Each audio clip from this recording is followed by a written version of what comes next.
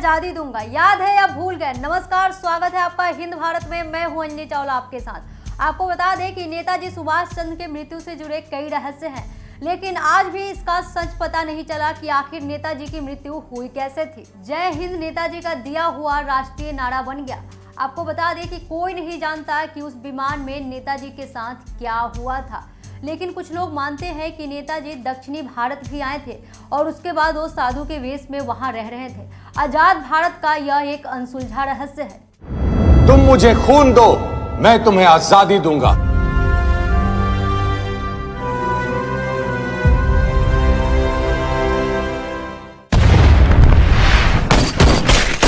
नेताजी का जन्म 23 जनवरी सन 1897 को ओडिशा के कटक शहर में हुआ था। उनके पिता का नाम जानकीनाथ बोस और मां का नाम प्रभावती था। जानकीनाथ बोस कटक शहर के एक मशहूर वकील थे।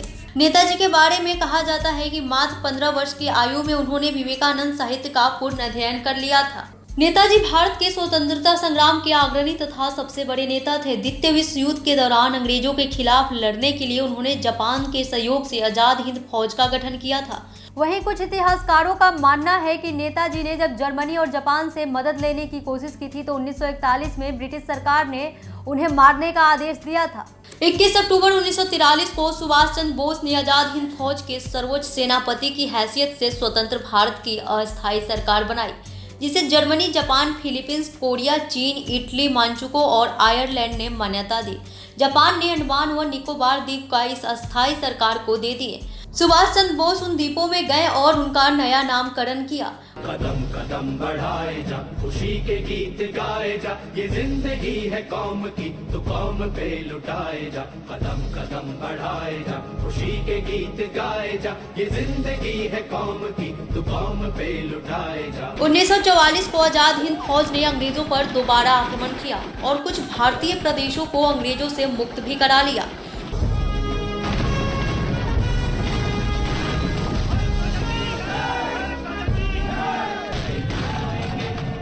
कोहिमा का युद्ध 4 अप्रैल 1944 से 22 जून 1944 तक लड़ा गया। यह एक भयंकर युद्ध था। इस युद्ध में जापानी सेना को पीछे हटना पड़ा था और यही एक महत्वपूर्ण मोड़ सिद्ध हुआ। 6 जुलाई 1944 को उन्होंने रंगून रेडियो स्टेशन से महात्मा गांधी के नाम पर एक प्रसारण जारी किया। उसमें उन्होंने इस निर्णायक युद्ध के विजय के लिए लिखा और उनका आशीर्वाद और शुभकामनाएं मांगी। नेताजी की मृत्यु को लेकर आज भी विवाद है। जहां जापान में प्रतिवर्ष 18 अगस्त को उनका शहीद दिवस धूमधाम से मनाया जाता है, वहीं भारत में रहने वाले उनके परिवार के लोगों का आज भी यह मानना है कि उनकी मौत 1945 में नहीं हुई, वे उसके बाद रूस में नजरबंद थे। यदि ऐसा नहीं है तो भारत सरकार ने उनकी मृत्यु से संबंधित दस्तावेज अब तक सार्वजनिक क्यों नहीं किए? जहां स्वतंत्रता से पूर्व विदेशी शासक नेताजी के साम्राज्य से घबराते रहे, तो स्वतंत्रता के उपरांत देशी सत्ताधीन भी जनमानस पर उनके व्यक्तित्व और कर्तव्य के अमिट प्रभाव से घबराते रहे। सावरकर ने स्वतंत्रता के उपरांत देश के क्रांतिकारियों के एक सम्मेलन का आयोजन किया था और उसमें अध्यक्ष के आसन पर नेताजी के तैलचित्र को आसीन किया था। यह एक क्रांतिवीर द्वारा क्रांतिवीर को दी गई अभूतपूर्व सलामी थी। जापान के टोक्यो शहर में रैंकेजी मंदिर के बाहर लगी थी नेताजी सुभाष चंद्र बोस की प्रतिमा। द्वितीय विश्व युद्ध में जापान की हार के बाद नेताजी को एक नया रास्ता ढूंढना जरूरी था। उन्होंने रूस से सहायता मांगने की निश्चय किया था। 18 अगस्त 1945 को नेताजी हवाई जहाज से मंचूरिया की तरफ जा रहे थे। इस सफर के दौरान वे लापता हो गए। इस दिन के बाद वे कभी किसी को दिखाई ही नहीं दिए।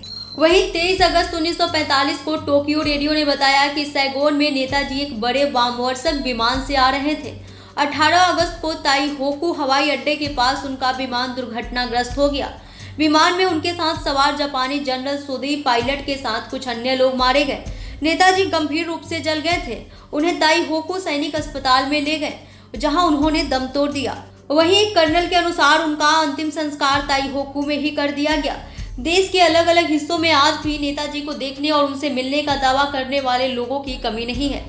फौजाबाद के गुमनामी बाबा से लेकर छत्तीसगढ़ राज्य में जिला रायगढ़ तक में नेताजी के होने को लेकर कई दावे पेश किए गए, लेकिन इन सभी की प्रामाणिकता संदिग्ध है। छत्तीसगढ़ में तो सुभाष चंद्र बोस के होने का मामला राज्य सरकार तक गया, परंतु राज्य सरकार ने इसे हस्तक्षेप के योग न मानते हुए मामले की फाइल ही बंद कर दी। 18 अगस्त 1941 को नेताजी कहां लापता हो गए और उनके साथ क्या हुआ, आज भी ये भारत का एक अनुत्तरित रहस्य बना हुआ है और इस रहस्य का पता आज तक नहीं चल पाया है। हमारे हिंद भारत के इस खास कार्यक्रम में बस इतना ही। तब तक के लिए बने रहिए हिंद भारत के साथ। जय हिंद। खबरों में बने रहने के लिए चैनल को सब्सक्राइब करें और ये बेल आइकन जरूर दबाएं।